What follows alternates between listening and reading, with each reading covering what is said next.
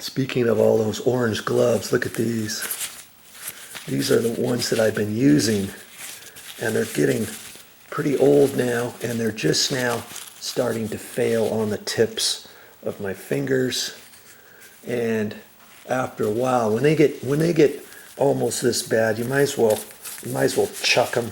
I'm getting ready to chuck these, and they get this old, your hand starts smelling kind of rubbery, old dirty rubber after you use these, so you got to make sure you really wash your hands good. But once you start getting pinholes in them, then you get the dirt in there and all that. So these are just about ready for the trash.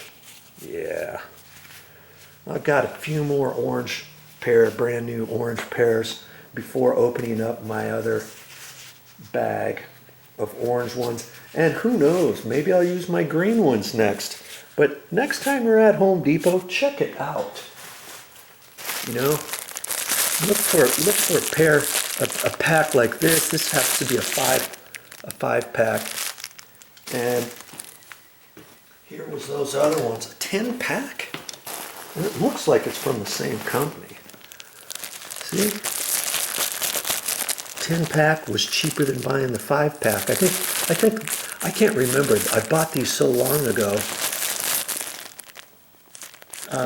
that I can't remember how much they cost. I think they were like $5 for a 5 pack. That would make these $1 a piece. 10 pack for $7.88, 78 cents each.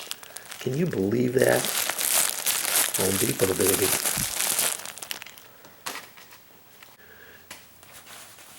And look at these. These are a little bit heavier. These are kind of not really leathery per se, but tough working gloves.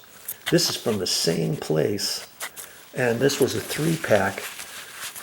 Now, if I was doing construction every day,